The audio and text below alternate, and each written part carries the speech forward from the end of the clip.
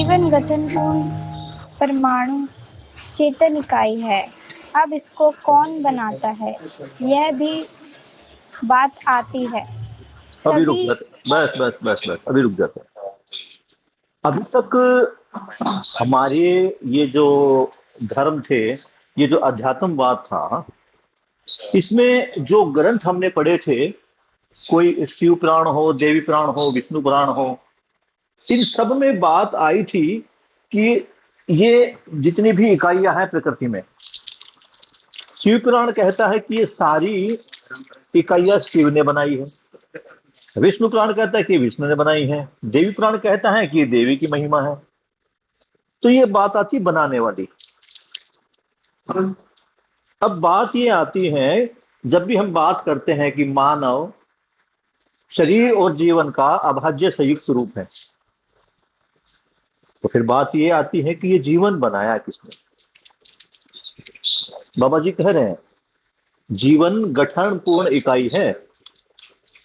अब इसको कौन बनाता है, ये बनाने वाली बड़ी वो बात है। ठीक है ना, किसी से पूछ लो, कोई भी चीज हो, हर चीज को बनाने वाला कोई ना कोई है।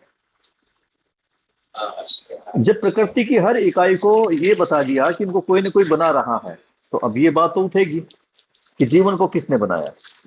पढ़ो बेटा। अभी तक कई बनाने वाला बिगाड़ने वाला है, यह झंझट रहा ही है।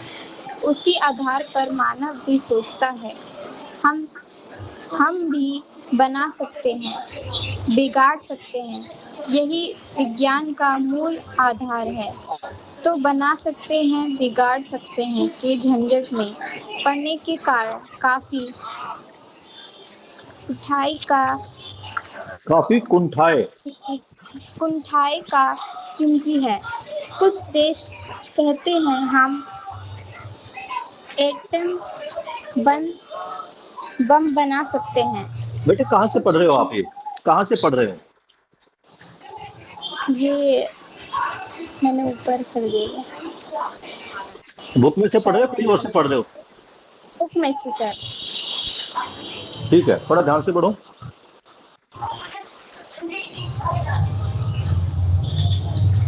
कुछ देश कहते हैं हम एटम बम बना सकते हैं, कुछ नहीं बना सकते। इसीलिए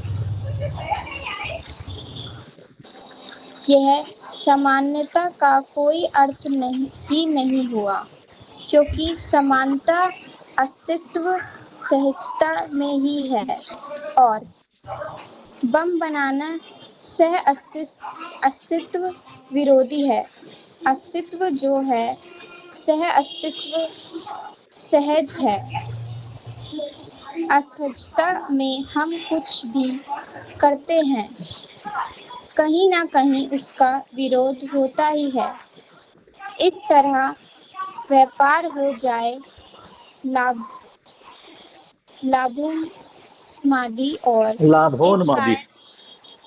लाभोन्मादी और इस कारण में से ज्यादा कम वाला पिशाच छिपे पड़ गया। एक आदमी सोचता है कम है, एक आदमी सोचता है ज्यादा है और झगड़ा बना ही रहता है। इस तरह मानव को स्वस्थ रूप में सुखी होकर कहीं जीना बना नहीं। इसीलिए स्वस्थ रूप में जीने के लिए हर मानव को चेतना, विकास, मूल्य और मूल्यांकन विधि से जीना होगा। उसका पहला चरण है समझदारी, दूसरी चरण है ईमानदारी, तीसरा चरण है जिम्मेदारी, चौथा चरण है भागीदारी। बस यही तक रोक देते हैं, यही तक रोक देते हैं। बहुत बढ़िया बेटा। अगली बार से सामने बेटा थोड़ा किताब पे ध्यान देकर पढ़ना, ठीक है ना। कुछ एक दो शब्दों में ऊपर नीचे हुआ। बहुत बढ़िया। अब समझने का प्रयास करते हैं। तो बाबा जी बात कर रहे हैं कि जीवन गठन पूर्ण चैतन्य इकाई है। चैतन्य पूर्ण इकाई क्यों है और गठन पूर्ण क्यों है? गठन पूर्ण क्यों है तो हम इसको 2-3 बार ऑलरेडी समझा चुके हैं कि इसमें ना कोई अंश जुड़ सकता है, ना कोई अंश इससे निकलेगा, ये कंप्लीट हो चुका है। इसको कहा गया गठन पूर्णता। जब भी कोई चीज पूरी हो जाती है तो उसको पूर्णता बोलते हैं। ये परमाणु पूर्ण हो गया है 61 अंशों के साथ। अब ये ना किसी की चाहना रखता, ना इसके पास कोई एक्स्ट्रा जो छोड़ के जाएगा, तो गठन पूर्णता बोल दिया गया। चैतन्य इकाई क्यों कहा गया बेटे? चैतन्य इसलिए कहा गया कि जैसे ही ये गठन पूर्ण हुआ, ये अणुबंधन और भार बंधन से मुक्त हो गया। यानी इसमें भार बंधन अर्थात भार नहीं है, भार नहीं है तो भार बंधन मुक्त हो गया। और इसमें अणुबंधन नहीं है, यानी कोई भी अंश बाहर नहीं निकलेगा, कोई भी अंश आएगा नहीं। तो ये क्या हो गया? ये अणुबंधन से भी मुक्त हो गया।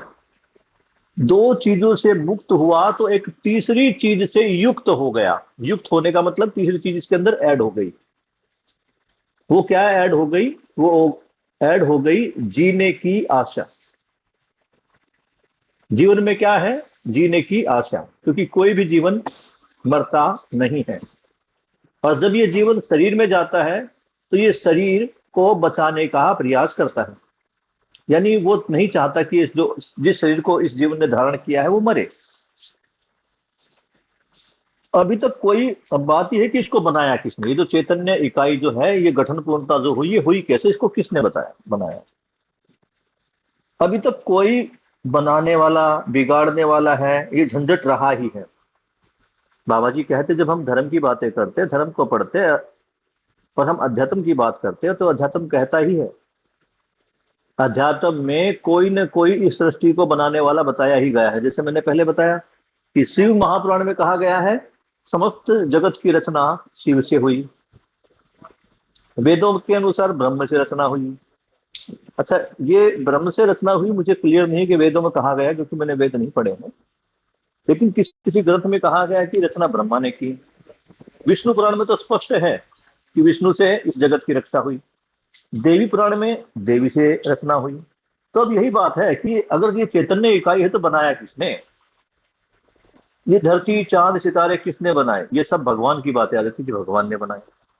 तो बाबा जी तो कह रहे हैं कि ये जो बनाने बिगाड़ने का झंझट है, इसी का सारा कबाड़ किया हुआ है।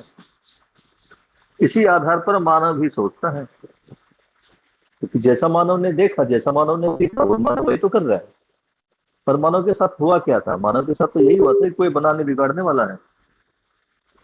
ये बनाने बिगाड़ने वाला कौन है, इस पर टेंशन रहती थी। अब बात आ गई बनने बिगड़ने पे विज्ञान तक। विज्ञान भी क्या कहता है? हम भी बना सकते हैं, बिगाड़ सकते हैं। यही विज्ञान का मूल आधार है। विज्ञान भी हमेशा बनाने और बिगाड़ने की बातें करता है। अध्यात्मवाद भी ये मानता था कि किसने किसने बनाया है। तो बना सकने, बिगाड़ सकने के झंझट में पड़ने के कारण काफी कुंठाएं आ चुकी है। कुंठाएं मतलब हम परेशान हैं। हमारे कई प्रकार के सताप हमारे जीवन में आ चुके हैं, कई प्रकार की पीड़ाएं आ चुकी है। कुंठा मतलब पीड़ा है। अब देशों को ही देख लो, कुछ देश कहते हैं कि हम एटम बम बना सकते हैं, कुछ नहीं बना सकते। तो ये एटम बम बनाना कोई समानता का कारक नहीं है। कोई देश कहता है कि हम इतना उत्पादन कर पा रहे हैं, किसी देश के पास इतने संसाधन नहीं है कि वो भी इतना उत्पादन कर पाए। तो कहते हैं कि ये बनाना बिगाड़ना, ये समानता का अधिकार नहीं है, क्योंकि समानता अस्तित्व सहजता में है। यानी समानता कहां पर है? अस्तित्व के होने में। और बम बनाना सह अस्तित्व विरोधी है, कि जो बम बनाएंगे कहीं ना कहीं तो फोड़ेंगे, और जहां फोड़ेंगे वहां विनाश होगा। जहां भी विनाश होगा वहां सह अस्तित्ववाद तो नहीं होगा। सहअस्तित्ववाद का मतलब है चारों अवस्थाएं जो प्रकृति में है वो एक दूसरे के उपयोगिता पूरकता को समझते हुए संतुलन में रहे। जब बम गिरेगा तो संतुलन कहां से होगा? अब ये जो लाइन है इसको देखो, अस्तित्व जो है सहअस्तित्व सहज ही है, अर्थात अस्तित्व ही सह अस्तित्व है। इसको और ऐसे समझ सकते हैं कि होना जो है वो सह अस्तित्व में ही है। अकेले का कोई कार्यक्रम नहीं है, अकेले में कोई चीज है ही नहीं, जितनी भी चीजें हैं वो सारी सह अस्तित्व में है। प्रकृति में चारों तरफ देख लो, हवा, पानी, पेड़, पौधे, ये क्यों है? क्योंकि सह अस्तित्व में है। ये मानव और पेड़ भी सह अस्तित्व में है। श्वास के रूप में ये जो पेड़ पौधे हैं ये ऑक्सीजन छोड़ते हैं। जैसे हमारे शरीर की जो गंदी वायु है उसको हम कार्बन डाइऑक्साइड है बोलते वो छोड़ देते शरीर से, ऐसे ही जो पेड़ों में जो गंदी वायु निकलती है वो ऑक्सीजन है। अभी देखो, ऑक्सीजन हमारे लिए प्राणवायु है, कार्बन डाइऑक्साइड पेड़ पौधों के लिए प्राणवायु है। तो हम एक दूसरे के उपयोगी पूरक हुए या नहीं हुए? दोनों के होने से ही हम हैं। इसलिए बार बार कहा जाता है कि ज्यादा से ज्यादा पेड़ लगाओ, क्योंकि पेड़ों को क्या कहा गया है? आदमी का फेफड़ा, जो हवा को शुद्ध करता है। आप समझ पा रहे बेटा?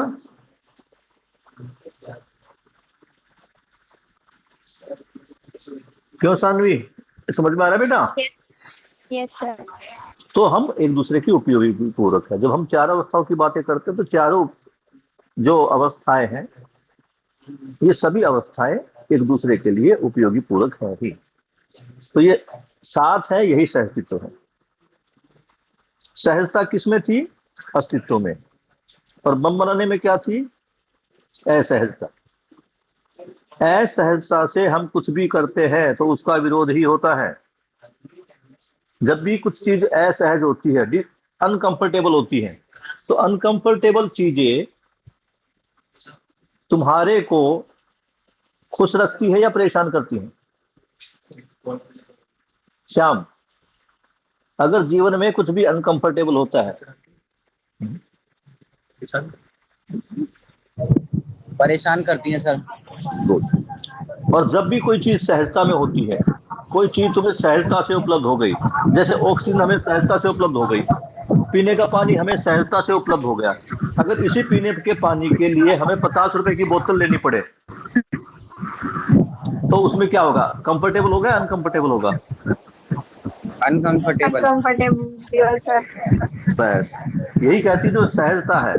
अगर ये सारे पेड़ पौधे हट जाएंगे तो हम कंफर्ट फील करेंगे, अनकंफर्टेबल?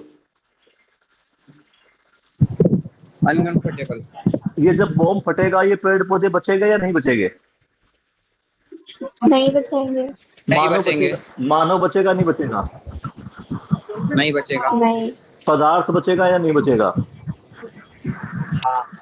हाँ, यही चीज समझनी है। पदार्थावस्था अपने मूल में आ जाएगी, हालांकि उसमें भी बहुत सारा जो विकिरण होगा या उसमें जो पोल्यूशन होगा उससे उस पर भी, उसके स्वरूप पे भी प्रभाव पड़ेगा, लेकिन प्रभाव ऐसा नहीं होगा कि वो पदार्थ नष्ट हो जाएगा। बस क्या होगा? सहअस्तित्व खत्म हो जाएगा। और जीवन अगर है तो किसमें है? सहअस्तित्व में। अब आगे देखते हैं।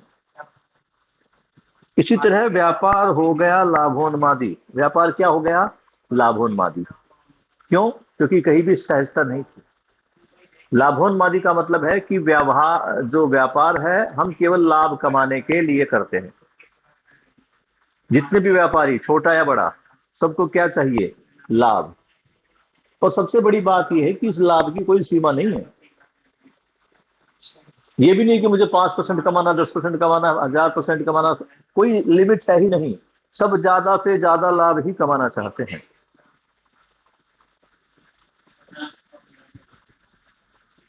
और इस लाभोन्मादी के चक्कर में आदमी के पीछे एक पिशाच पड़ गया है, कम या ज्यादा का। कम या ज्यादा क्या है इसको समझ लेते हैं। ये लाभोन्मादी प्रवृत्ति जो टिकी है ये कम और ज्यादा पर टिकी है। लाभ किसको बोलते हैं? लाभ का मतलब है कम दे के ज्यादा लेना, ये लाभ है। यानी मैं मार्केट में 100 रुपए लगाता हूं और 110 लेता हूं, 150 लेता हूं, 200 लेता हूं, ये लाभ है। और ये पिशाच इतना तगड़ा है कि आदमी के पीछे इतनी बुरी तरह हाथ धो के पड़ चुका है कि आदमी ज्यादा से ज्यादा लाभ कमाना चाहता है। एक आदमी सोचता है कि कम है, एक आदमी सोचता है ज्यादा है। यानी जो बेचने वाला सोच बेच रहा है सामान, उसको लगता है कि मैं इसको कम में दे रहा हूं, और जो खरीदने वाला है उसको लगता है कि मैं इसके ज्यादा पैसे दे रहा हूं, तुम इसको थोड़ा सस्ता करो। अब ये ध्यान देना पड़ेगा कि दोनों ही लाभोन्माद प्रवृत्ति में है, लेने वाला भी और देने वाला भी। दोनों अपना अपना फायदा देख रहे हैं। हम किसी सब्जी वाले से सब्जी लेते हैं, पूछा आम क्या भाव है, उसने कहा जी 100 रुपए किलो। हम क्या कहते हैं? अगर नहीं भाई नहीं, ज्यादा है। कहते हैं नहीं कहते शानवी? Yes sir. जब भी हमें कोई किसी वस्तु का कोई प्राइस ज्यादा लगता है, हम क्या करते हैं? नहीं भाई नहीं, ज्यादा है। पर फिर वो क्या कहता है? नहीं बाबूजी महंगाई बढ़ गई है, इतने का तो हमें आता है। फिर वो अपने बहाने देता है। तो एक कहता कम है, एक कहता ज्यादा है। ये कम और ज्यादा का भूत इस मानव जाति के पीछे लग गया है, क्योंकि इसकी कोई लिमिट नहीं है। एक बार मैंने जब आपसे पहले पिछली एक क्लास में पूछा था, अगर भाई तुम्हारे को सुख से जीने के लिए कितने पैसे चाहिए, तो बात आई जी 50 करोड़, 5 करोड़, 2 करोड़। दे दिया। लेकिन क्या 5 करोड़ के बाद सुकून मिला, शांति मिली? वो 5 करोड़ खर्च कर दोगे, उसके बाद फिर से पैसा चाहिए, फिर और ले लो। क्या सुकून मिल रहा है? तो बाबा जी यही समझा रहे हैं कि जो लाभोन्मादी प्रवृत्ति थी, इस लाभोन्मादी प्रवृत्ति के कारण आदमी कम ज्यादा के चक्कर में फंसा ही रहा। ये कम और ज्यादा का झगड़ा बना ही हुआ है। इस तरह मानव को स्वस्थ रूप में सुखी होकर कहीं जीना बना ही नहीं। स्वस्थ होकर सुखी रहना, ये ध्यान रखना। ये किसके स्वास्थ्य की बात कर रहे हैं? आदमी स्वस्थ नहीं है। कहां से स्वस्थ नहीं है? मानसिकता से। जीवन में सुख नहीं है, मानसिकता में उसके सुख नहीं है, क्योंकि कम और ज्यादा के चक्कर में लगा हुआ है। इसीलिए स्वस्थ रूप से जीने के लिए हर मानव को चेतना, विकास, मूल्य और मूल्यांकन विधि से जीना पड़ेगा। किसका विकास करना पड़ेगा? चेतना का। किस विधि से जीना पड़ेगा? चेतना, विकास, मूल्य और मूल्यांकन विधि से। चेतना विकास, ये ऑलरेडी इसमें 3 बार तुम्हें बता चुका हूं, कल भी इस पे बात हुई थी। चेतना विकास का मतलब है कि जो हम जीवों की तरह जी रहे हैं, अध्यात्म में भी हमें प्राणी माना, विज्ञान हमें मशीन मानता है। Man is a social animal और मैन इज ए मशीन, ये मान्यता आदमी के बारे में रही है। तो मानसिकता ही ठीक नहीं है। इस मानसिकता को ठीक करने के लिए क्या करना पड़ेगा? चेतना का विकास, कॉन्शियस डेवलपमेंट। ये कैसे होगा? मूल्य और मूल्यांकन विधि से। यानी हमें मानव मूल्यों का पालन करना पड़ेगा, और फिर मूल्यांकन करना पड़ेगा कि हम न्याय पूर्वक जी रहे हैं या नहीं। उसका पहला चरण है समझदारी, दूसरा चरण है ईमानदारी, तीसरा चरण है जिम्मेदारी, और चौथा चरण है भागीदारी। तो ये चेतना विकास मूल्य क्या होगा? चेतना विकास मूल्य में सबसे पहला जो काम है वो है समझदारी का। समझदार कैसे होगा आदमी? समझदार होने के लिए आदमी को अध्ययन करना पड़ेगा। किसका? चेतना विकास मूल्य शिक्षा जो बनी है उसका। ये जो पूरा हम अध्ययन कर रहे हैं, ये जो 1 घंटे की क्लास है या जो 7-7 दिन के शिविर तुमने किए, ये किसके लिए थे? चेतना के विकास के लिए। तो इनको करके हमें क्या मिलेगी? समझदारी। और समझदारी में हम क्या बोलते थे? तुम्हें ध्यान हो किसी बच्चे को, जब मैं पहली बार क्लास में था, मैंने बोर्ड के ऊपर लिख दिया था कि मानना नहीं जानना है। किस किस को ध्यान है? मंजीत भाई ने भी लिखा होगा। सर। और जब यस सर, मैंने, उन्होंने लिखा था। हाँ यस, जब मंजीत भाई की क्लास में जीवन क्रिया मैंने करवाई थी, तो मैंने भी वहां लिखा था कि मेरी बात को मानना नहीं है, जानना है। अंकित भाई ने भी ऐसी बात कही होगी कि तुम्हारे सामने एक प्रस्ताव है, इस प्रस्ताव को जांच के देख लो, सही लगे तो जान लो। ये जो जानना है ना बेटा, ये जानना केवल मनुष्य में ही होता है, ये जानने की शक्ति और ये मानने की शक्ति। मानना तो जीवों भी हो जाता है, जीव भी हमारी बात मानते हैं, लेकिन जानना जो है वो मानव में ही होता है। जानना क्या है? समझदारी। जो बच्चे चाहे यहाँ इसको लिख सकते हैं, बार बार काम आएगा, क्योंकि ये वो ऐसी बात है जो, ये ईमानदारी, भागीदारी। हमारे जो टीचर ना बेटा स्कूल में, ये बहुत सारे टीचर है कि अभी भी ये भी समझदारी, समझदारी को वही पुराने वाली समझदारी समझ रहे हैं। ईमानदारी वही ईमानदारी जो हम अब तक पढ़ते आए थे। जिम्मेदारी भी क्या है? वही पुराने वाली जिम्मेदारी। लेकिन अध्ययन की दृष्टि में इनका मतलब अलग है। यहां समझदार होने का मतलब है जानना, और जानने के लिए क्या है? अध्ययन है। तो जहां समझदारी लिखा है उसके नीचे जानना लिख लो, और अपनी कॉपी में समझदारी बराबर है जानना। दूसरा चरण है ईमानदारी। ईमानदारी कब आती है? जब हम नियमों का पालन करते हैं। तो ईमानदारी क्या है? मानना। जो तुमने समझ लिया उसको मान लो। ईमानदारी क्या है? जो हमने समझा, जो हमें ज्ञान मिला उसको मान लो। जो हमने जाना है ना, उस जाने हुए को मान लो। अभी तक हम क्या कर रहे थे? हम जो मान रहे थे वो उसको मान रहे थे जो हमने कभी जाना ही नहीं। ये जो मानना वाला क्या था? इसको आस्था थी। क्या क्या मान लिया? भी हनुमान एक हाथ में पहाड़ उठा के ले आए, माना ही तो है। क्या जानने का प्रयास भी किया? इतने सारे जादूगर आते हैं, इतने सारे साधु महात्मा आए हैं, ये जादूगरी विधि से क्या करते हैं? ये तुम्हारे को रहस्य में डाल देते हैं कि ये हुआ कैसे। तो ये है कि इस रहस्य को जान लो। जानोगे तो समझदारी आएगी, और जब समझदारी आएगी, समझदारी पूर्वक तुम उसको क्या करोगे? जो तुमने जाना उसको मान लोगे, नहीं मान लोगे? अगर तुमने ये जान लिया, जिन बच्चों ने जीवन क्रिया को समझा है, ये जाना है कि मानव शरीर और जीवन है, और उसका पूरा तुमने तर्क पूर्व तरीके से समझा, तो अब ये मानोगे या नहीं मानोगे कि मानव शरीर और जीवन का रूप है? क्यों स्नेहा? जान लिया ना? स्नेहा मेरी आवाज आ रही बेटा? Yes sir. तो ये जान लेना कि मैंने जो जान लिया अब उसको मैं मान लूं, ये मानना ही क्या है? ईमानदारी। तीसरा चरण है जिम्मेदारी। ये जिम्मेदारी पदार्थावस्था में भी है, प्राणावस्था में भी है, और जीवावस्था में भी है। ये जो जिम्मेदारी और भागीदारी है, ये मानव को छोड़कर बाकी तीनों अवस्थाओं में हो ही रहा है। जानना और मानना नहीं हो रहा। जानवरों में मानना है, जानना आदमी में है। आदमी जान ही नहीं पा रहा है। तो ये जो जिम्मेदारी है, इसका मतलब है पहचानना। क्या पहचानना? कि इस प्रकृति में मेरी भूमिका क्या है। जब मैं अपनी भूमिका को समझ जाऊंगा तो अपनी जिम्मेदारी का निर्वाह करने लगूंगा, यानी मैं खुद व्यवस्था में आ जाऊंगा। और चौथा चरण है भागीदारी। भागीदारी का मतलब है निर्वाह करना। तो ये जो है हमारे पास ईमानदारी, समझदारी, ईमानदारी, जिम्मेदारी और भागीदारी, इसको अगर हम एक तरीके से देखें तो ये क्या है? जानना, मानना, पहचानना और निर्वाह करना। मैंने साथ में ये भी बताया कि ये जो पहचानना और निर्वाह करना, ये पदार्थावस्था में है ही। मैंने बताए थे कि कोई भी एक पदार्थ लो, उसका छोटे से छोटा हिस्सा कर दो, जिसको हम परमाणु बोलते हैं।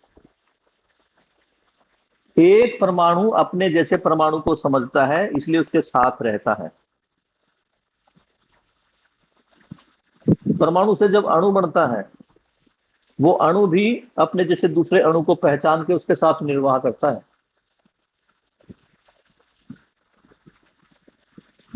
ये हाइड्रोजन हाइड्रोजन को पहचानता है, सोडियम सोडियम को, आयरन आयरन को, गोल्ड गोल्ड को, ये पहचानते हैं तभी ये एक साथ मिलते हैं। कोयले के जो एटम्स है वो कोयले के एटम्स को पहचानते हैं और एक साथ मिलकर रहते हैं, इसलिए इतनी मात्रा में हमें एक जगह इतना सारा कोयला मिलता है। ये पहचानने का। उसके बाद ये जब हाइड्रोजन और ऑक्सीजन इकट्ठा होते हैं तो हाइड्रोजन और ऑक्सीजन एक दूसरे के आचरण को पहचानती है और एक दूसरे के आचरण को पहचान के एक नए आचरण का निर्माण करती है। स्नेहा माइक ऑन ऑफ करना। स्ने- तो पानी के जितने अणु बेटा वो बाकी पानी के अणु को पहचानते हैं। तो इनमें पहचानना और निर्वाह करना है, यही नहीं पानी का हवा के साथ क्या रिएक्शन होता है वो उसको भी पहचानते हैं। पानी का जब हवा के साथ रिएक्शन होता है, नमी पैदा होती है, ताप पैदा होता है, दाब पैदा होता है, इसी दाब से वनस्पति पैदा होते हैं, इसी दाब से जो हमारे बहुत सारे सूक्ष्म जीव हैं वो पैदा होते हैं, जिसको हम स्पंदन बोलते हैं, नमी के कारण होते हैं। तो क्या है, ये तीनों आपस में एक दूसरे को पहचानती है और निर्वाह करती है। जो जानवर है उसमें मानना भी है, इसलिए वो मानव के संकेतों को ग्रहण करते हैं। हम देखना कुत्तों का कहते हैं स्टैंड अप, सिट डाउन, वो करते ही हैं।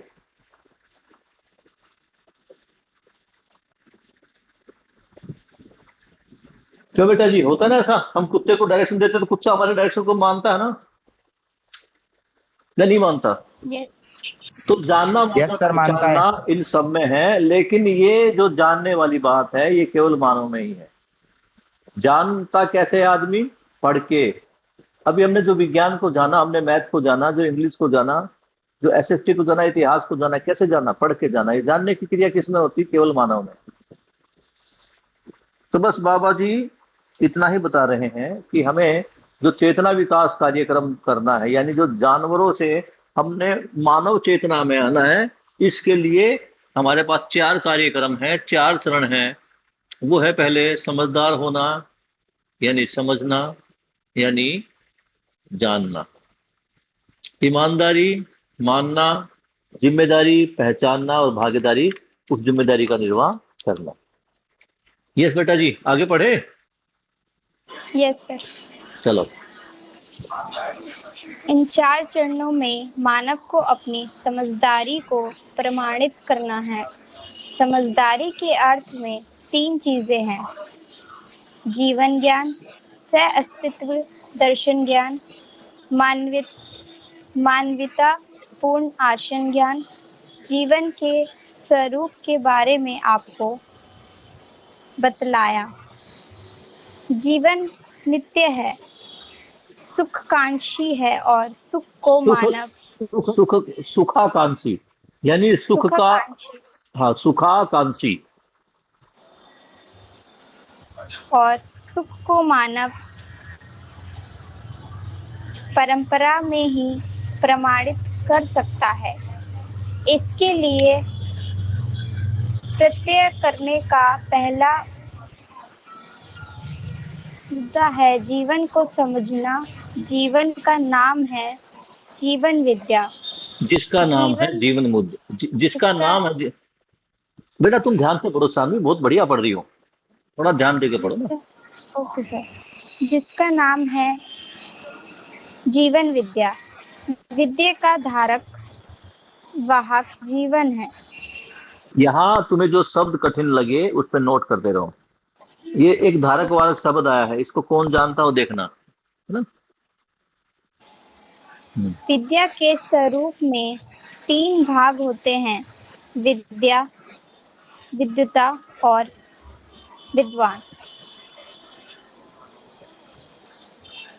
विद्या संपूर्ण सह अस्तित्व ही विद्या सहज ये स्रोत है। सह अस्तित्व ही विद्या है। सह अस्तित्व में जीवन भी अविभाज्य। अविभाज्य है। विद्युता जो समझदारी होता है वह जीवन में स्वीकृत स्वीकृत स्वीकृत स्वीकृत ही है, सह अस्तित्व है ही है। विद्वान मानव होता है, हर मानव जीवन और शरीर के संयुक्त रूप में है। तो समझने वाला वस्तु क्या है? संपूर्ण सह अस्तित्व रूपी अस्तित्व, यही विद्या जानने, मानने व जीने की वस्तु है। विद्युता का धारक वाहक वस्तु जीवन और उसे प्रमाणित करने वाला मानव शरीर और जीवन का संयुक्त रूप है। इस विधि से मानव की महिमा और जीवन की महिमा, सह अस्तित्व की महिमा और अपने आप से स्पष्ट होता है। अस्तित्व सहज रूप में ही है। सह अस्तित्व सहज है। विकास सहज है। जीवन सहज है। जागृति, इसके लिए सह अस्तित्व ही हास्य एवं जीवन ही हास्य नहीं बेटा, दृश्य। दृश्य एवं जीवन ही दृष्टा है। रासायनिक भौतिक विरचनाएं एक दूसरे से अंतर संबंधित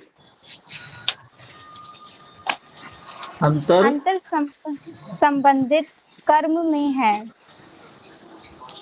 यह सारी घटनाएं नित्य वर्तमान है। रासायनिक भौतिक विरचनाएं ना हो ऐसा कई क्षण आप नहीं पाएंगे, कई दिन नहीं पाएंगे, कोई दिन नहीं पाएंगे, कोई शताब्दी नहीं पाएंगे। इन सारी विरचनाओं का दृष्टा होता है जीवन। देखने समझने वाला जीवन ही होता है। शरीर कुछ भी नहीं समझता है। बहुत बढ़िया बेटा जी। तो अब थोड़ा सा दो नई चीजें इसके अंदर आई हैं, दर्शन, दृश्य, दृष्टा।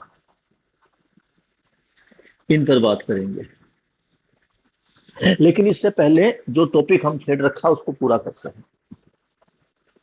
तो क्या कहते हैं बाबा जी, ये जो 4 चरण बताए, समझदारी, ईमानदारी, जिम्मेदारी और भागीदारी।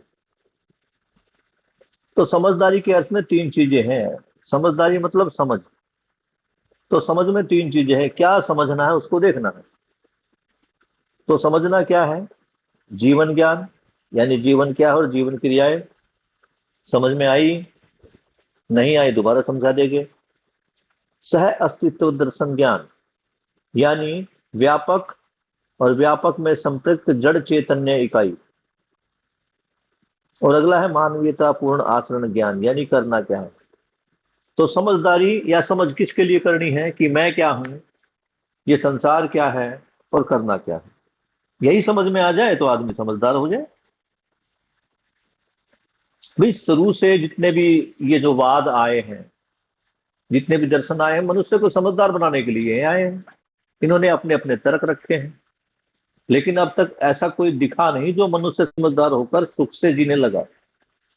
एक भी आदमी हमें सुख से जीता हुआ नहीं मिल रहा। कोई ना कोई टेंशन, कोई ना कोई परेशानी सबको है। तो आगे बता रहे हैं, जीवन के स्वरूप के बारे में बताया है। बाबा जी ने जीवन के स्वरूप के बारे में आपको ऑलरेडी कई बार बताया है। जीवन नित्य है, यानी जीवन मरता नहीं है।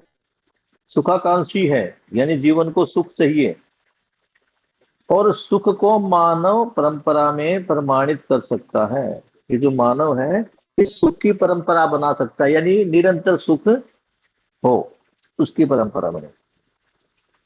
इसके लिए प्रयत्न करने का पहला मुद्दा है जीवन को समझना।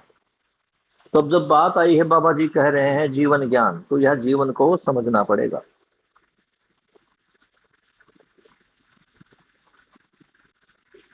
तो इस जीवन को समझाने वाली जो ज्ञान का नाम है वो है जीवन विद्या ज्ञान या जीवन विद्या। ये जो विद्या है, कोई भी स्किल है, कोई भी एजुकेशन है, कोई भी समझ है, इस समझदारी को समझता कौन है? यानी इस विद्या का धारक वाहक। धारक का मतलब जो समझे, और वाहक का मतलब जो इसको समझाकर आगे ले जाए। तो विद्या का धारक वाहक कौन है? विद्या का धारक वाहक है जीवन। इस विद्या को समझकर अगली पीढ़ी तक ले जाने वाला कौन है? जीवन। क्योंकि हम समझ चुके हैं शरीर नश्वर है, नष्ट हो ही जाएगा।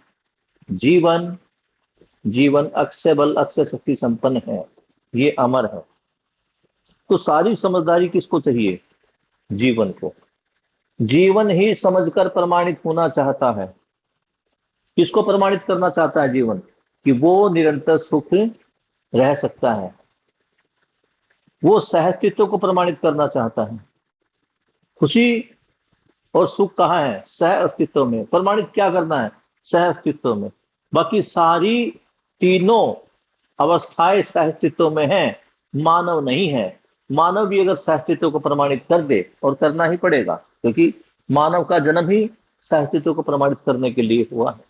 आज नहीं होगा, 10 साल, 20 साल, 50 साल, 100 साल, 200 साल बाद, 400 साल बाद होगा, लेकिन होगा, करना पड़ेगा। तुम अपने आप को ही लगाओ बेटा, जब तुमने इस विद्या की, या तुम कहो कि एजुकेशन की स्टार्टिंग की थी, तो कै कबूतर से की होगी। इंग्लिश सीखी होगी तो ABCD से सीखी होगी, गिनती सीखी होगी तो 1 2 3 काउंटिंग से सीखी होगी। अर्थात शुरुआत तो कभी ना कभी करनी पड़ती है, और तुमने शुरुआत कर दी है, तो तुम समझ ही जाओगे। तो कहते हैं बाबा जी, इस विद्या को धारक वाहक, इस विद्या का धारक वाहक यानी धारक, इसको समझने वाला और आगे समझाने वाला जीवन ही है। तो अब बात ये आ गई, विद्या के 3 भाग होते हैं। हम कोई भी विद्या सीख ले, उस विद्या को 3 भागों में डिवाइड करते हैं। पहला तो है विद्या, यानी ज्ञान, यानी समझ। तो विद्या क्या है? यानी समझना क्या है। और दूसरा है विद्वता, और तीसरा है विद्वान। तो विद्या क्या है? संपूर्ण सह अस्तित्व ही विद्या का सहज स्रोत है। यानी जो ये संपूर्ण सह अस्तित्व है, इसी को समझना है। इसी में मैं आ गया, जीवन ज्ञान दर्शन आ गया, इसी में मानवीयता पूर्णाचरण ज्ञान आ गया, इसी में सह अस्तित्व दर्शन ज्ञान आ गया। इस संपूर्ण सह अस्तित्व को समझना है, यही विद्या है। सह अस्तित्व में जीवन भी अविभाज्य है। जिस सह अस्तित्व की बात कर रहे हैं कि व्यापक है, और व्यापक में सत्ता में संपृक्त जड़ और चैतन्य इकाई, तो ये जो चैतन्य इकाई है, इसी का नाम जीवन है। ये ऑलरेडी इस व्यापक के साथ सह अस्तित्व में है ही। विद्वता क्या है? समझदारी। वह जीवन में स्वीकृत सह अस्तित्व ही है। जब मैंने ये स्वीकार कर लिया कि मेरा जो जीवन है, यानी मैं जो जीवन हूं, ये सह अस्तित्व में है। विद्वान कौन होता है बेटा? विद्वान जो है, जो विद्या को ग्रहण करता है। विद्वान कौन होता है? मानव। मानव ही विद्या को ग्रहण करता है।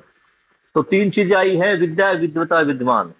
विद्या है संपूर्ण सह अस्तित्व, यानी समझने की वस्तु क्या है, ये अस्तित्व है। विद्वता क्या है? विद्वता समझदारी है, जिसमें मैं ये समझता हूं कि जीवन सह अस्तित्व में है। और विद्वान कौन है? वो मानव है। हर मानव जीवन और शरीर का संयुक्त अभेद्य रूप है। ये भी बाबा जी बार बार, देखो कुछ चीजें बाबा जी बार बार लिख रहे हैं ताकि तुम्हारे दिमाग में हमेशा घुसी रहे। ये तो तुम्हारे को हमेशा याद हो जाना चाहिए कि मानव क्या है, जीवन और शरीर का संयुक्त अभाज्य रूप।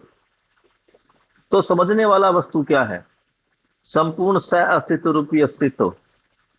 ये जो पूरा इस सत्ता में संपृक्त जड़ चेतन इकाई है, इसी को समझना है। यही जानने मानने की वस्तु है और इस विद्वता को आगे तक ले जाने वाला जीवन ही है और ये जीवन ही उसे प्रमाणित करेगा। मैं सह अस्तित्व में आ गया, यानी विद्वता मुझ में आ गई, जीवन सह अस्तित्व में स्वयं को स्वीकार करने लगा। यही विद्वता है, यही प्रमाण करना है, प्रमाणित करना है।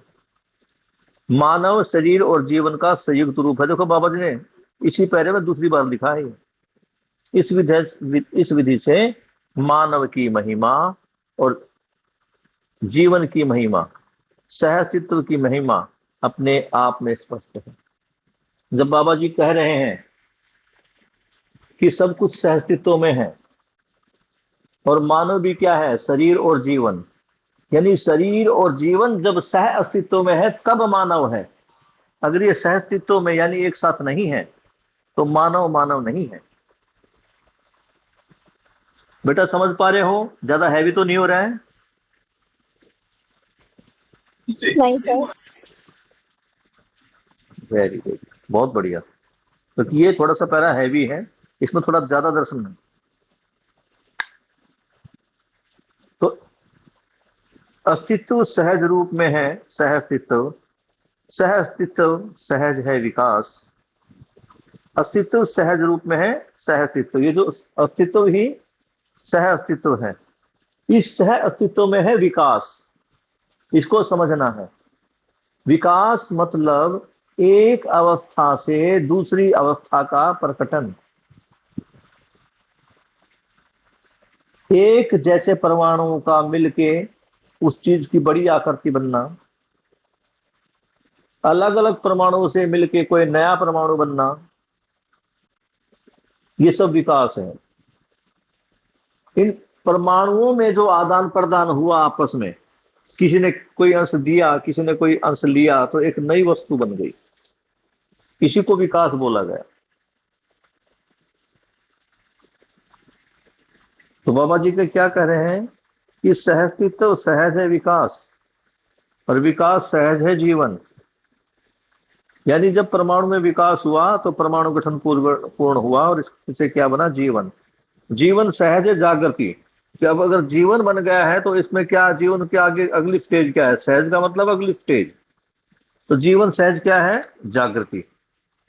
इसके लिए सहअस्तित्व ही दृश्य है एवं जीवन ही दृष्टा है। तो जागृति के बाद जो मानव है या ये जो जीवन है, ये दृष्टा हो जाएगा। दृष्टा मतलब देखने वाला। इसको तुम देखो बेटा, इसे देखो, थोड़ा समझने का प्रयास करो कि कोई सीन है फिल्म में या नाटक में या किसी तस्वीर में, कोई दृश्य है, उस सीन को हमने बोल दिया दृश्य, यानी जो देखना है, जो देखने की वस्तु है उसको क्या बोलते हैं, दर्शन, दृश्य। फिर मुझे फिल्म में वो सीन बहुत अच्छा लगा, यानी वो दृश्य बहुत अच्छा लगा। तो एक दृश्य है और एक है उस दृश्य को देखने वाला। यानी मेरे सामने देखने की वस्तु क्या है, ये समस्त सहअस्तित्व। सहअस्तित्व का मतलब ये जो संसार है, जिसको हमने संसार नाम दिया, ये जो अस्तित्व है, ये देखने की वस्तु है। मैं जब आंखें खोलता हूं तो मेरे सामने ये संपूर्ण प्रकृति है। इसमें अलग अलग इकाई है जो खाली स्थान में डूबी भीगी गिरी है। यही दृश्य है, यही सीन है। तो ये जो दृश्य है, इस दृश्य को देखने वाला भी कोई है जिसको बोलते हैं दृष्टा। फिल्म किसने देखी, मैंने देखी, तो दृष्टा कौन है, मैं यानी जीवन। तो दृष्टा कौन है, जीवन। दृश्य में क्या है?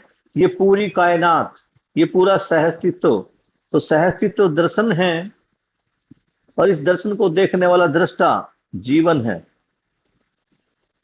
और जब आदमी इस सहअस्तित्व को देखता है, हम मंदिर में जाते हैं, जब हम मंदिर में किसी भगवान को देखते हैं तो हम क्या कहते हैं? भगवान के दर्शन किए। क्यों माही? यही कहते हैं बेटा, कुछ और कहते हैं? हम भगवान के क्या करते हैं मंदिर में? दर्शन करते हैं पहले। दर्शन मतलब देखना, ठीक है ना? तो यहां तीन चीजें आई है। पहले आई है दृश्य, दर्शन और दृष्टा। लेकिन इसको देखने के लिए भी क्या चाहिए? मानव को अगर इस सहअस्तित्व को समझना है, यानी दर्शन भी हो गया, दृश्य भी हो गया और दृष्टा भी हो गया, देखने वाला भी है और जिसको देखना वो भी है। अब मुझे क्या करना? केवल इसका दर्शन करना है। और दर्शन करने के लिए क्या चाहिए? मुझे दृष्टि चाहिए, आंखें चाहिए। अगर मैं अंधा हूं तो क्या देख पाऊंगा बेटा? क्या मैं फिल्म देख पाऊंगा? बताओ मुझे, हीरो ने किस रंग के कपड़े पहने, क्या मैं देख पाऊंगा? No sir. नो। तो इस दृश्य को देखने के लिए दृष्टा को क्या चाहिए? दृष्टा को चाहिए दृष्टि। तो दृष्टि का मतलब नजरिया, यानी मेरे सामने ये जो प्रकृति है, मैं इसको किस नजरिए से देखूं, इस नजरिए को बोलते हैं दर्शन। क्या बोलते हैं बेटा? दर्शन। एक लड़की है, उसको मैं देखता हूं, तो उसको देखने की मेरी दृष्टि क्या है, ये मेरा दर्शन तय करेगी। जो मेरे पास जो दर्शन है, वो दर्शन से मेरी दृष्टि विकसित होगी और मैं उसको समझ पाऊंगा। जैसे अब मैं कामना को देखता हूं, तो कामना को मैं देखता हूं मध्यस्थ दर्शन की दृष्टि से, सहअस्तित्व की दृष्टि से। तो कामना मुझे क्या नजर आती है? अपनी बेटी। समझ पा रहे हो? इसी कामना को अगर कोई गलत नजर वाला लड़का देखता है, यानी जिसकी दृष्टि ही खराब है, जिसकी दृष्टि में वासना है, जिसकी दृष्टि में कुछ गंदगी है, जिसकी दृष्टि में हीनता है, वो कामना में क्या देखेगा? एक लड़की, भोग की वस्तु। तो दृष्टि क्या है? दृष्टि है दृश्य को देखने का नजरिया। हम किस नजरिए से देखते हैं। तो ये जो अध्ययन है, ये समझदारी है। ये समझदारी हमारी क्या करती है? हमारी दृष्टि को विकसित करती है। तो अभी तक जो हमारा देखने का नजरिया था, वो किसके कारण था? दृष्टि के कारण। दृष्टि किससे थी? दर्शन से। दर्शन मतलब समझ। जो समझ हमारे को दी गई, अब तक हम उसी की दृष्टि से पूरी इस सहअस्तित्व को देखते थे। और हमारी दृष्टि कौन सी थी? सहअस्तित्ववाद की दृष्टि तो नहीं थी, हमारी दृष्टि थी अध्यात्मवाद की। तो हमने उसी दृष्टि से देखा। यानी ये जितने सूरज चांद सितारे हैं, ग्रह गोल नक्षत्र है, प्रकृति की चार अवस्थाएं, इसको भगवान ने बनाया है। यही दृष्टि हमारे अंदर डाली गई थी। जब तुम मंदिर में गए और मंदिर में गए तो तुमने देखा, मम्मी ये तस्वीर किसकी की? भगवान की है। कि भगवान ने क्या किया? अरे बेटा, सारी दुनिया भगवान की बनाई हुई है। तो तुम्हारी माँ ने जो कहा तुमने मान लिया। तो तुम्हारे सामने दृष्टि कौन सी थी? अध्यात्मवाद की दृष्टि। फिर उसी तस्वीर के ऊपर सुंदर सोने के हार चढ़े हुए हैं। भगवान की जो तस्वीर मंदिर में है, उसी के ऊपर किसी भक्त ने खुश होकर सोने के हार चढ़ा दिए।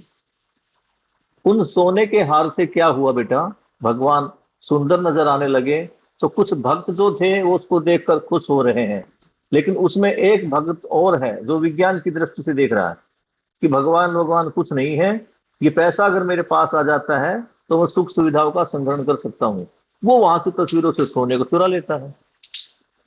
तो दोनों को, वो जो पत्थर की मूर्ति थी, उसको देखने का नजरिया क्या था?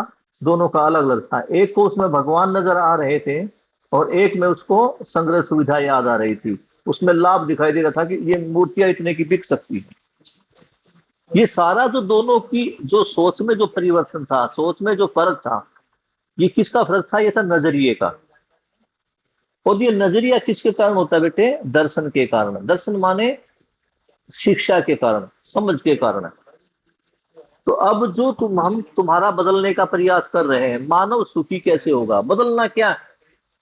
केवल मानव को अपनी दृष्टि बदलनी है। मानव को अपना केवल दृष्टिकोण बदलना है। यानी जो देखने का नजरिया था वो हमें बदलना है। और वो देखने का नजरिया क्या होगा हमारा? अध्यात्मवादी नहीं, विज्ञानवादी या भौतिकवादी भी नहीं, वो होगा सह अस्तित्ववादी। अगर मैं विज्ञानवादी तरीके से सोचता रहा तो इस पृथ्वी को खोखला कर दूंगा। जितना सोना, चांदी, कोयला, ईंधन इस प्रकृति में है, सबको खोद खोद के जमीन को निकाल दूंगा। और इससे होगा क्या? इससे क्या होगा? मैं केवल अपने बारे में सोचूंगा, मैं अमीर हो जाऊंगा, मेरे पास दुनिया की सारी संपत्ति आ जाएगी, लेकिन मैं सहअस्तित्व में नहीं रह पाऊंगा।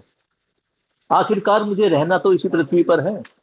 जब मैं इस पृथ्वी को रहने लायक छोड़ूंगा ही नहीं, मैं इसको तापग्रस्त कर दूंगा, मैं इसके सीने में छेद कर करके इसको खोखला कर दूंगा, तो क्या ये मुझे रख पाएगी? क्या मैं इसके साथ जी पाऊंगा? जब मैं इसके साथ सहअस्तित्व में नहीं जी रहा, तो क्या प्रकृति मेरे साथ सहअस्तित्व में जी पाएगी? और जी पाएगी तो कब तक जी पाएगी? इसको भी देखना। तो बाबा जी यही कह रहे हैं बेटा कि अगर मुझे इस पृथ्वी पर सरवाइव करना है, जीना है, तो समझ के साथ जीना पड़ेगा। और वो समझ क्या है? वो समझ है सह अस्तित्ववादी दृष्टिकोण। यानी प्रिय हित लाभ जो के इस चक्कर में जो हम पड़े हैं, उसकी जगह न्याय धर्म सत्य के बारे में सोचकर दृष्टि को चेंज करना है। समझ पा रहे हो बेटा जी? Yes sir. सानवी बेटा समझ में आ रहा है? शानवी? Yes sir. जिसको जहां कोई रुकावट पड़े, फसावट पड़े, वो रोक के पूछ सकते हैं माइक ऑन करके। तो अब ये देखते बेटे बाबा जी क्या कह रहे हैं। ये जो जानने मानने की और जीने की वस्तु है वो है विद्या। विद्या में क्या है? सह अस्तित्ववाद। इसको जानना है, मानना है और जीना है। तीन चीजें हमने सह अस्तित्ववाद में करनी है। क्या? इसको जानना, इसको मानना और फिर इस तरीके से जीना। विद्वता का धारक वारक वस्तु जीवन है और उसे प्रमाणित करने वाला मानव है। धारक वाहक ज्ञान। हाँ सर एक छोटी सी चीज पूछनी थी। पूछो। सर जड़ चैतन्य इकाई मतलब क्या होता है? बिल्कुल, थोड़ा समझना पड़ेगा। जड़ चैतन्य इकाई। जड़, तुमने पेड़ की जड़ को देखा होगा जो अपनी एक जगह से मूवमेंट नहीं करती। जब तक उसके ऊपर कोई बाहरी दबाव ना पड़े वो अपनी जगह से हिलती नहीं। तो जड़ का मतलब है हमारे पास प्रकृति में चार अवस्थाएं हैं। पहले पदार्थ अवस्था, दूसरी है ये प्राणावस्था जिसमें पेड़ पौधे हैं, तीसरी है जीवावस्था और चौथी है ज्ञानावस्था। अब तुम पत्थर को देख लो, कोई पत्थर पड़ा है, कोई सोना पड़ा है, कोई तांबा पड़ा है या कोई कोयला पड़ा है, क्या ये अपने आप अपनी जगह से हिल जाएगी? नो। क्या ये पेड़ पौधे अपनी मर्जी से चल फिर सकते हैं? नहीं। तो ये जो पेड़ पौधे और ये जो पदार्थ अवस्था है, इसको बोला गया है जड़। यानी प्रकृति की जो दो अवस्थाएं, चार अवस्थाएं हैं, उसमें से जो पहली दो अवस्था है वो है जड़। ठीक है बेटा? ये पदार्थ से बनी हुई है, पेड़ पौधे भी पदार्थ से बने हुए हैं। लेकिन जो तीसरी इकाई है वो चैतन्य। इसमें क्या हुआ? जड़ और चैतन्य दोनों मिल गए। जीवन और शरीर जब मिला तो क्या बना? सबसे पहले बना जानवर। ये जो गठन पूर्ण परमाणु है इसी को चैतन्य बोला है। जो परमाणु पूरा हो गया यानी उसमें से अब ना कुछ घटेगा ना बढ़ेगा। तो जब ये परमाणु पूरा हुआ, मैंने पहले भी बताया था, क्लास के शुरू में बताया था कि जब ये परमाणु गठन पूर्ण हो गया तो ये बंधन से, अणुबंधन से और भार बंधन से मुक्त हो गया, बिल्कुल लाइट, इसमें कोई वजन नहीं। लेकिन दो चीजों से मुक्त हुआ तो एक चीज से युक्त भी हो गया, एक चीज जुड़ गई, और वो क्या था? वो था जीने की आशा। तो ये आशा बंधन से जुड़ गया। तो चैतन्य का मतलब है जीवन परमाणु, वो अवस्था जिसमें जीवन है। वो कौन कौन सी है? वो है जीव जंतु और पेड़ पौधे। तो अगर हम चारों अवस्थाओं की बात देखें तो पहली दो अवस्थाएं जड़ है और दूसरी दो अवस्थाएं क्या है? चैतन्य। जीवन का मतलब है जीने की आशा, वो मरना नहीं चाहता। किसी तुम चूहे को देखो, उसको देख के वो तुम्हारे तक भागेगा, तुम पकड़ने का प्रयास करोगे। मुर्गी, कुत्ता, बिल्ली, अगर तुम इसको मारने के लिए दौड़ोगे तो ये अपने जीवन बचाने के लिए, अपने प्राण बचाने के लिए ये संघर्ष करती है। क्यों? क्योंकि इसमें क्या है? जीने की आशा। ये आशा बंधन है। इसमें गठन पूर्ण परमाणु यानी चैतन्य यानी जीवन। तो जड़ का मतलब है पदार्थावस्था और प्राणावस्था, और चैतन्य का मतलब है जीवन। तो जीवन किस किस में होता है? पदार्थ में जीवन नहीं है, पेड़ पौधों में जीवन नहीं है। जीवन किस में है? जीव जंतुओं में।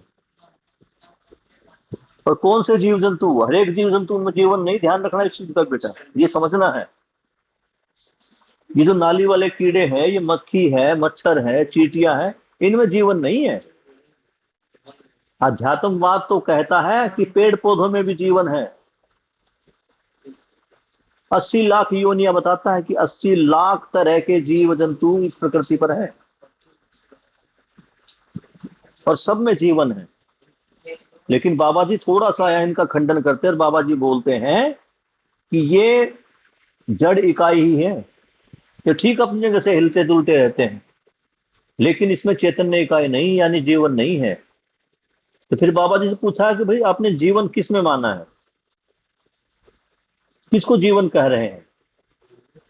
तो बाबा जी बताते हैं कि वे जीव जंतु जो आदमी के संकेतों को ग्रहण करते हैं, यानी जिनको आदमी ट्रेनिंग दे सकता है, जिनको ट्रेन कर सकता है। आदमी कहे इधर आओ तो उधर आ जाए। कुत्ता, बिल्ली, शेर, हाथी, ये जितने भी बड़े जीव है जिनमें दिमाग है, जिन जीवों में दिमाग है और वो जो मानव के संकेतों को ग्रहण करते हैं, दिमाग के साथ क्या है? मानव के संकेतों को जो ग्रहण करते हैं, वो जीवावस्था है।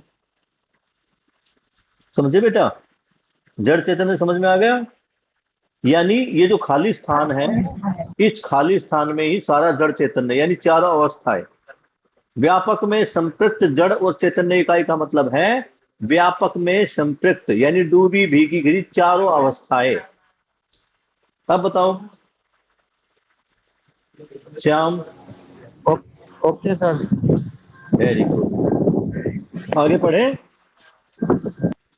ठीक है, और किसी का कोई प्रश्न? ठीक है, बढ़िया। तो आगे क्या बता रहे हैं? विद्वता का धारक वाहक, यानी इस विद्या को समझने वाला जीवन है और प्रमाणित करने वाला कौन है? मानव। ध्यान रखना, शरीर प्रमाणित करेगा किसके? जो मानव हो प्रमाणित करेगा किसके माध्यम से? शरीर के माध्यम से। मानव शरीर और जीवन का संयुक्त रूप है। इस विधि से मानव की महिमा और जीवन की महिमा, सह अस्तित्व की महिमा अपने आप में स्पष्ट है।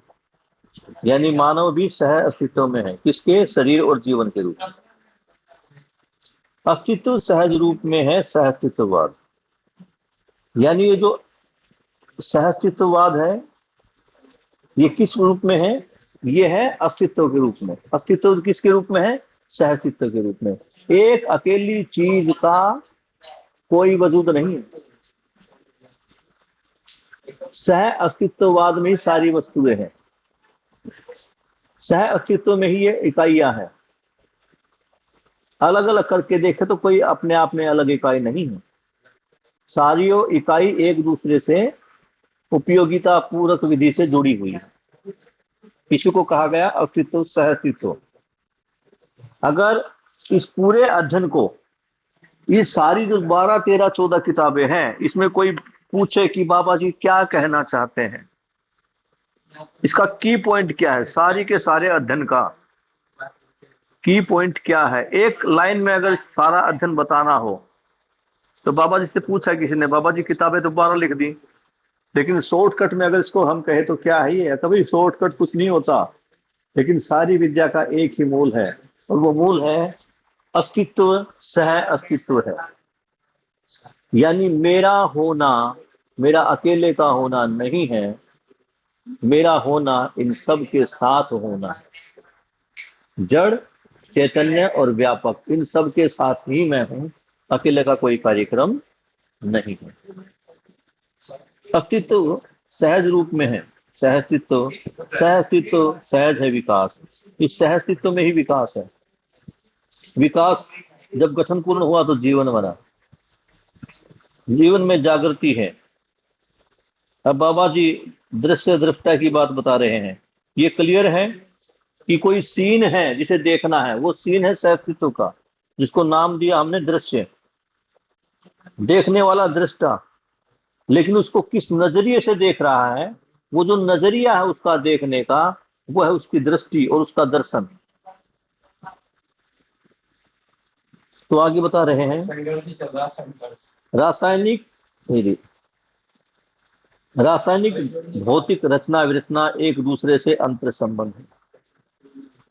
इस प्रकृति में जितनी भी रासायनिक, केमिकल और फिजिकल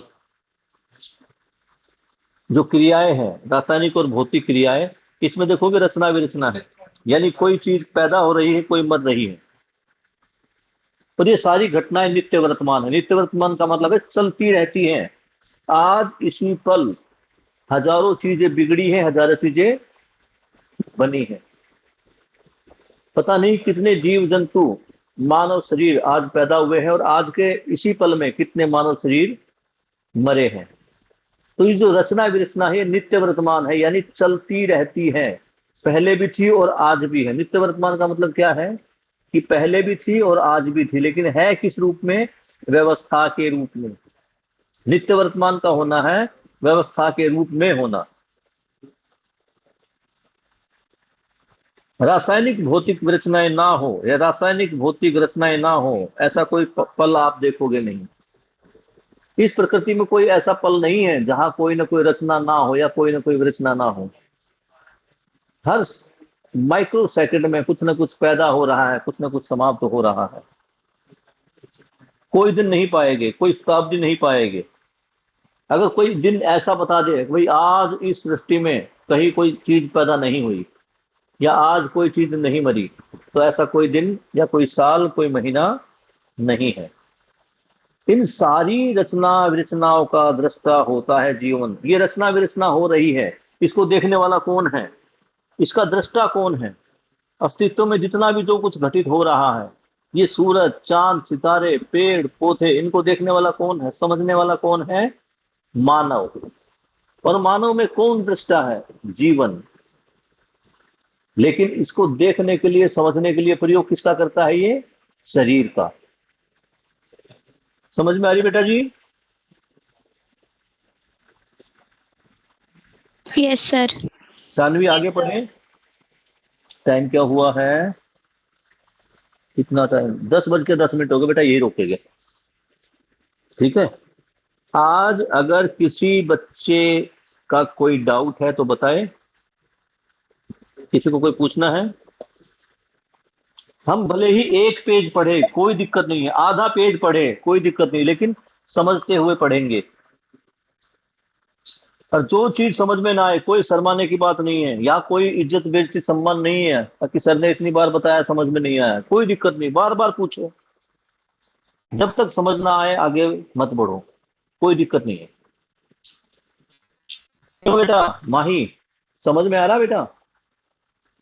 यस सर। तो मुझे ये बता दो, दृष्टा कौन है? किसको बोलते हैं सर दृष्टा? देखने वाला। कौन है देखने सर वाला? देखने वाले को। सर जैसे कि आप एक मूवी देख रहे हो तो आप उसके दृष्टा हुए ना, क्योंकि आप उस चीज को आप देख रहे हो। ठीक है, ये लेकिन ये दृष्टा मानव शरीर में कौन है दृष्टा? दृष्टा मतलब देखने वाला, देखना मतलब समझना। तो ये देखने वाला या समझने वाला कौन है? मन। समझ। वही बात आ गई ना बेटा, मैं कितनी बार इसको बता चुका, थोड़ा फिर से समझो। देखने वाला यानी दृष्टा है जीवन। हमें क्या लगता है कि कौन देख रहा है? आंखें देख रही है। देखना मतलब समझना। किसी भी चीज को देखने वाला या समझने वाला कौन है? मैंने समझाया था, हमें लगता है कि ये जो समझने का काम ब्रेन करता है, ये ब्रेन समझने का काम नहीं करता। ब्रेन तो इस शरीर का एक हिस्सा है। ये जो जितना भी समझ का काम है, जितना भी दृष्टा या देखने का काम है, ये काम है जीवन का। आप ये देखो बेटा, एक छोटा सा बच्चा है जिसकी उम्र मुश्किल से 6 महीने हुई है। वो कुछ देखेगा, कुछ समझेगा, तभी तो कुछ करेगा ना। लेकिन 6 महीने का बच्चा कई बार ऐसे एक्स्ट्रा ऑर्डिनरी काम करता है। एक वो बच्चा आया था कुछ साल पहले जिसको नाम दिया था चाणक्य का। वो इतना तेज था, वो 6 साल का बच्चा, कि उसको पूरी जीके याद थी। कौन सा देश कहाँ है, उसकी जनसंख्या कितनी है, उसके पड़ोसी देश, पड़ोसी राज्य कौन से हैं, भाषा कौन सी बोली जाती है, किस महाद्वीप में है, ये सारी बातें उसको याद थी। तुम्हें क्या लगता है कि उसने मतलब इसी जीवन में 6 साल की उम्र में आके याद कर लिया? 6 साल की उम्र में बच्चे को ढंग से ABCD लिखनी नहीं आती, पढ़ना नहीं आता, और वो फटाफट जवाब दे रहा है। एक ऐसी लड़की भी थी, वो 6ठी 7वीं क्लास की लड़की थी और उसको 12 लैंग्वेज आती थी। तो एक शरीर यात्रा में एक बच्चे का दिमाग तो इतना विकसित, दूसरे का कम। ये दिमाग की बात नहीं है। ये जो दृष्टा है, देखने समझने वाला है, ये कौन है? जीवन। समझ में आई बेटा? माही, दृष्टा कौन है? मानव है। मानव में दृष्टा कौन है? यस जीवन है। सर। समझने का सारा काम कौन करता है? जीना। देखने का मतलब केवल आंखों से देखना नहीं, समझना। कोई चीज खट्टी है या मीठी, इसको आंखों से देखोगे या मुंह से? मुंह से मुंह सर। से। तो मुंह से भी देखना होता है। कोई आदमी काला है या गोरा है, इसको कहां से देखोगे या कहां से समझोगे? आंखों से। कोई साउंड, कोई गाना अच्छा है या बुरा है, इसको कहां से समझोगे, कहां से देखोगे? कानों से सर। ये सारे जो अंग है शरीर में है। तो दृष्टा कौन है? जीवन है। समझने वाला कौन है? जीवन है। लेकिन जीवन समझने के लिए किसका प्रयोग करता है? शरीर का। ठीक है बेटा? तो इस तरह देखे जाए तो दृष्टा और दृष्टा को प्रमाणित करने वाला मानव है। प्रमाणित करता है शरीर के माध्यम से और समझता है जीवन। कामना बेटा, तुम बताओ दर्शन क्या है?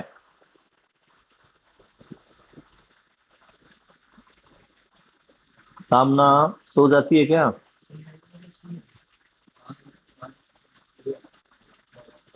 चलो स्नेहा, तुम बताओ दर्शन क्या है? सर दर्शन हमारा देखने का नजरिया है। नहीं, दर्शन बिल्कुल सही है, बहुत बढ़िया। दर्शन है देखने का नजरिया। तो दृश्य क्या है?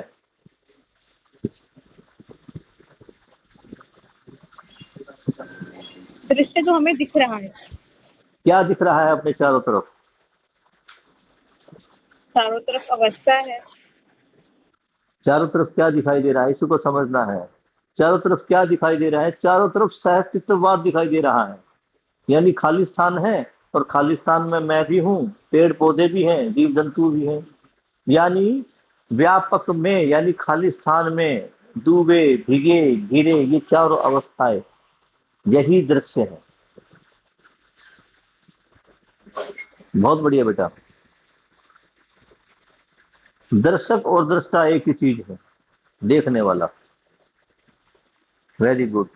और किसी बच्चे का कोई डाउट हो तो ठीक है, नहीं तो हम गुड नाइट बोल सकते हैं। सर एक डाउट है मेरा, मतलब जो अभी डेफिनेशन दी है स्नेहा ने और फिर माही ने, इन दोनों में हम एक चीज ये भी कह सकते हैं ना कि हम लोग इसमें वास्तविकता को समझ रहे हैं हाँ, या फिर वास्तु सत्य की खोज कर रहे हैं। देखो, सत्य क्या है, वास्तविकता क्या है। तो जिस दिन मैंने सहअस्तित्ववाद समझाया था, तुम मेरे उसमें क्लास में नहीं थी शायद, तुम मंजित भाई की क्लास में होगी। जिस दिन मैंने ये सहअस्तित्ववाद सिखाया था, व्यापक और सत्ता में संपृक्त जड़ चैतन्य इकाई के बारे में बताया था, तो उसमें बताया था बेटा, यही सारी वास्तविकताएं हैं, इन वास्तविकताओं का ही अध्ययन है।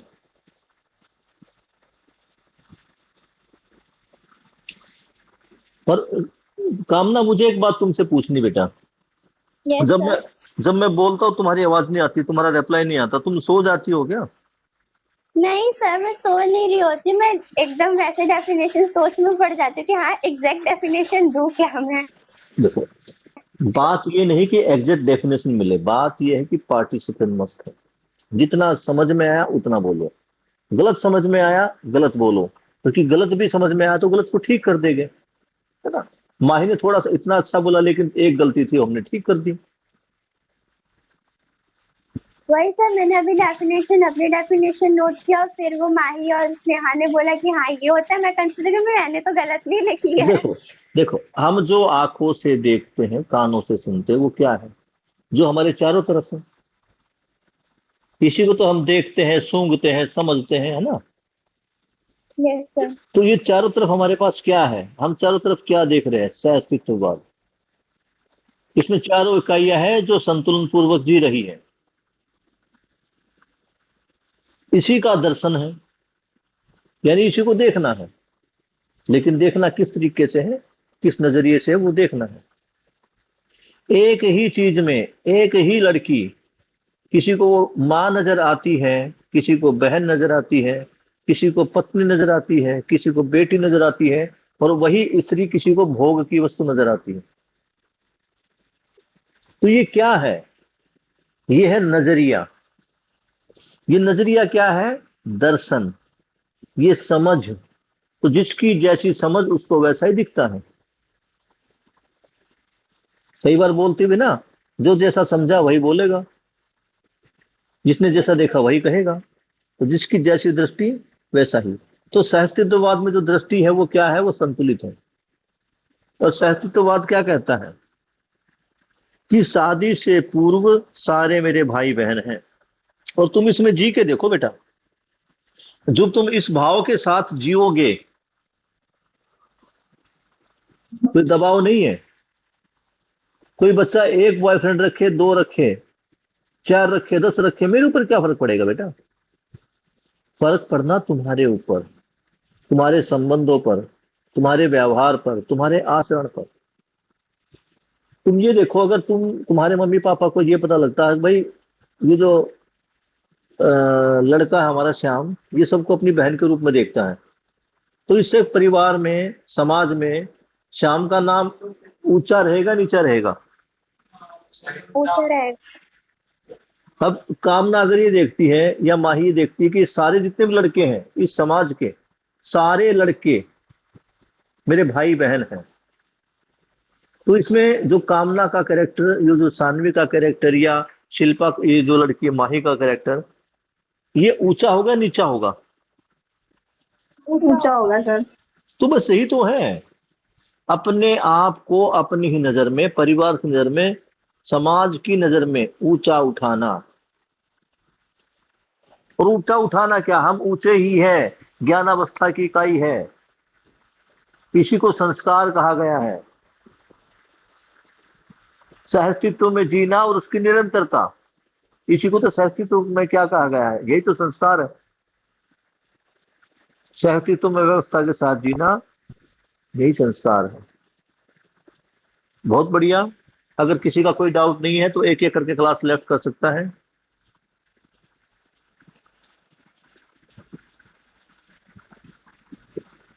और किसी का डाउट है तो पूछ सकता है।